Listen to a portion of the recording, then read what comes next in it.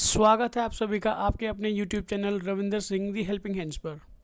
आज हम महाजनपद के बारे में जो है डिस्कस करने वाले हैं कि कैसे महाजनपदों का उदय हुआ और कैसे एक इतने बड़े महाजनपदों में मगध साम्राज्य का उदय हुआ। इस बारे में आज हम लोग डिस्कस करने वाले हैं। चलिए दोस्तों, जैसा कि मैंने अपने पिछले लेक्चर्स में बताया था कि सिक्स्थ सेंचुरी के दौरान बहुत सारी डेवलपमेंट्स, बहुत सारे किंगडम्स के बारे में हमने ये देखा था कि कौन से जो एक इमर्ज हुए हैं किंगडम्स, उस बारे में हमने देखा था और कौन से किंगडम बहुत ज़्यादा प्रोमिनेंट बन गए थे। प्रोमिनेंट का मतलब है कौन से ज़्यादा बहुत ज़्यादा इम्पॉर्टेंट हो गए थे और धीरे धीरे उन्होंने अपना नाम जो है वो कमाया, जिसका नाम था महाजनपद, जिसे हम अंग्रेज़ी में ग्रेट कंट्री भी कहते हैं।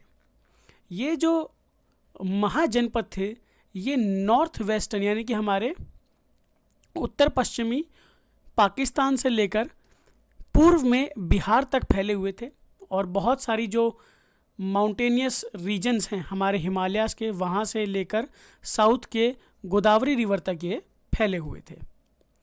अब क्योंकि जो इनसे पहले का काल था वो आर्यन का काल था, यानी कि यहाँ पर सबसे इन्फ्लुएंशियल जो समाज था वो कौन था? आर्यंस थे। इनको कहा जाता था जन्स। ठीक है, जन इनको कहा जाता, जन से बेसिकली जनता शब्द बनता है, जन से जनता शब्द बनता है और जनता का मतलब होता है पॉपुलेशन। किसी भी रीजन में पॉपुलेशन पाई जाती है,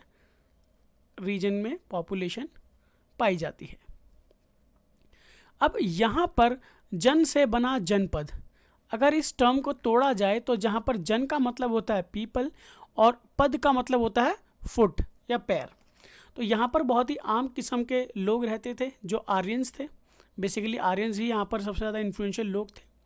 अब जनपद जो थे वो बड़े बड़े किंगडम्स में बदल चुके थे वैदिक काल में। ठीक है, वैदिक पीरियड में ये बहुत ही बड़े बड़े इन्होंने अपनी छाप छोड़ दी थी बड़े बड़े किंगडम्स ने। अब यहाँ पर धीरे धीरे जो सामाजिक और जो राजनीतिक डेवलपमेंट था, जो सोशल और जो पॉलिटिकल डेवलपमेंट था, पिछले लेक्चर में हम लोग ने इसके बारे में बात किया था, वो धीरे धीरे इन इलाकों में होने लगा था महाजनपदों में। तो ये जो जनपद थे, जनपद से ही बना महाजनपद, जिसे हम द ग्रेट कंट्री कहते हैं। जनपद से ही बना आपका महाजनपद।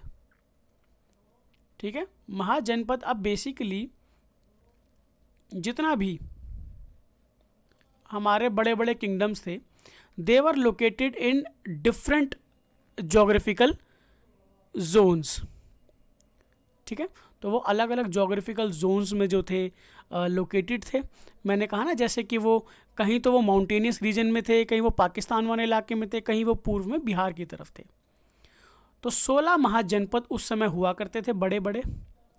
इन 16 महाजनपदों के बारे में हम लोग देखेंगे और कौन सा कहाँ था, किसकी क्या कैपिटल थी, कौन सा इतना ज़्यादा इम्पॉर्टेंट था, इस बारे में भी बात करेंगे। तो 600 BC से 300 BC की इसकी टाइम पीरियड है जिसके बारे में हमने पढ़ना है।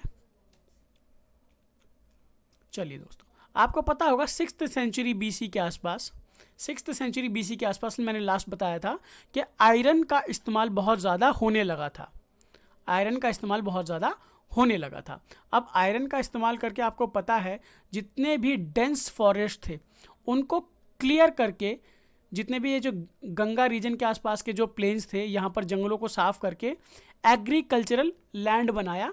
एग्रीकल्चरल लैंड बनाकर अपनी सिविलाइजेशन को इन्होंने एक्सपेंड किया पूर्व की ओर, ईस्टवर्ड्स। अब जब नए एग्रीकल्चरल टूल्स जो हैं वो उन्होंने कल्टीवेशन को इम्प्रूव किया। देखिए यहाँ पर पहले क्या होता था, बहुत बड़े बड़े ऐसे पेड़ होते थे, इसको साफ कर दिया और खेती बाड़ी की ज़मीन यहाँ पर बना ली। यहाँ पर क्या होने लगे, क्रॉप्स उगाने जाने लगे। अब यहाँ पर बढ़िया बढ़िया टूल्स जो थे वो इस्तेमाल किए जाने लगे खेती बाड़ी के लिए, और इनसे ये पता चलता था कि ये लोग खेती कल्टीवेशन में कितने ज़्यादा, मतलब उनके पास कितने अच्छे गुण हैं, इनको नॉलेज है, इनको पता है कि कैसे खेती बाड़ी करनी है। अब जिसकी वजह से क्या हुआ, अब खेती बाड़ी अच्छी होगी तो सिंपल सी बात है हमारे पास सरप्लस फूड ग्रेन्स होने लगे। हम इतना अनाज उगाने लगे कि हमें किसी प्रकार की कोई भी कमी नहीं होती थी। तो राजा जो था वो हमारे से टैक्स वसूला करता था। वसूला तो नहीं कहेंगे, देखो टैक्स इंपॉर्टेंट होता है, ये आम जनता पे करती है, जिससे हमारी एडमिनिस्ट्रेटिव या मिलिट्री की जो नीड्स होती हैं वो फुलफिल होती हैं। तो पुराने ज़माने में किंग्स जो थे वो भी इसीलिए टैक्स लिया करते थे, ताकि वो अपनी सेना और अपने शासन प्रशासन की ज़रूरतों को पूरा कर सकें। अब एक किताब है जो बुद्धिस्ट लिटरेचर में पाई जाती है, जिसका नाम है अंगुत्तर निकाय। इस किताब में 16 महाजनपदों का जिक्र है, जिसमें अंग, असक, अवंती, छेदी, गांधार, कंबोज, काश, कौशल, कुरु, मगध, ये सबसे ज़्यादा इंपॉर्टेंट राज्य है जो इसके अंदर है। मगध, मल्ला, मत्स्या, पांचाल, सूरसेन, वज्जी और वत्स्या, ये कुछ ऐसे महाजनपद हैं जिनके बारे में अंगुत्तर निकाय किताब में लिखा गया है। ठीक है, जिसमें से सबसे ज़्यादा इम्पॉर्टेंट मगध राज्य है, क्योंकि मगध ने अपनी हर समय पर अपनी जो है अपना दबदबा दिखाया, अपना दबदबा बनाए रखा इस क्षेत्र में।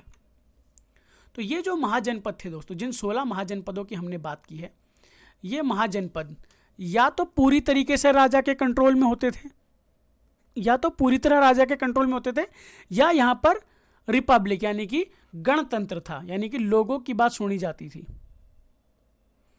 या तो वो पूरी तरीके से राजशाही थे या फिर वे पूरी तरीके से गणतंत्र थे। तो यहाँ पर कुछ स्टेट्स में यानी कि कुछ महाजनपदों में जो राजा थे वो ही सबसे सुप्रीम अथॉरिटी माने जाते थे। जैसे कि मैंने कहा ना, जो भी मोनार्कियल स्टेट होगा वहाँ पर राजा की ही चलेगी, राजा वहाँ पर सुप्रीम अथॉरिटी होगा। ठीक है, और जहाँ पर रिपब्लिकन होगा वहाँ पर सब लोगों का विचार विमर्श होगा। क्या होगा? विचार विमर्श होगा और बात को समझा जाएगा, विचारों को समझा जाएगा, उसके बाद कोई फैसला लिया जाएगा। तो रिपब्लिकन स्टेट्स जितने भी महाजनपद रिपब्लिकन थे, यहाँ पर कोई एक असेंबली बोले तो कोई सभा, या फिर गण परिषद का मतलब भी सभा ही होता है एक्चुअली में। ठीक है, तो यहाँ पर सीनियर और रिस्पॉन्सिबल सिटीजन्स को ये जिम्मेदारी दी गई थी कि आप सभी विचारों को ध्यान में रखते हुए किसी बात का फैसला करें। अब बात करते हैं मगध साम्राज्य इतना ज़्यादा इसका विस्तार क्यों हुआ। देखिए, 16 महाजनपदों में मगध, कौशल, वत्स और अवंती ये सबसे ज़्यादा पावरफुल साम्राज्य थे। अब धीरे धीरे क्या हुआ, माफ़ कीजिए साम्राज्य नहीं कहेंगे, महाजनपद थे। इन सब के आपस में लड़ाई हुई कई सालों तक। पॉलिटिकल जो था अपना एक दबदबा, डोमिनेंस ये लोग एस्टैब्लिश करने में लगे हुए थे। कई सैकड़ों सालों तक इनके बीच में जो था एक पॉलिटिकल वो चलता रहा, संघर्ष चलता रहा, स्ट्रगल चलता रहा। और बहुत सालों बाद जाके अल्टीमेटली मगध साम्राज्य बिंबिसार के अंडर विक्टोरियस इमर्ज हुआ। बिंबिसार जो थे, यहाँ से मगध साम्राज्य की शुरुआत होती है। बिंबिसार इसके राजा थे जो कि हर्यंक वंश को बिलोंग करते थे। तो यहाँ तक हमारा जो था महाजनपदों का पूरा लेक्चर था। यहाँ पर कुछ भी ऐसी मतलब इतनी बड़ी कोई चीज़ नहीं पूछी जाती एग्जाम्स पैटर्न वगैरह में भी, जितने भी हम लोग पीछे पैटर्न्स देख रहे हैं कि मगध साम्राज्य से क्वेश्चंस तो पूछे जा रहे हैं, लेकिन महाजनपदों से इतने ज़्यादा क्वेश्चंस नहीं पूछे जा रहे हैं। लेकिन चांसेस हैं कि इस बार मगध साम्राज्य से भी क्वेश्चन पूछे जाएं और महाजनपदों से भी क्वेश्चन पूछे जाएं। तो ये था महाजनपदों का एक ओवरव्यू।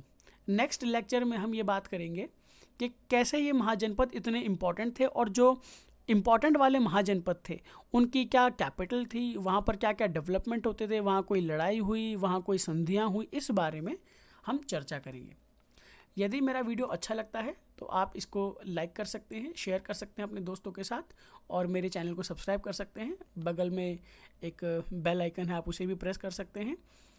थैंक यू दोस्तों, मिलते हैं आपसे अपने अगले वीडियो में।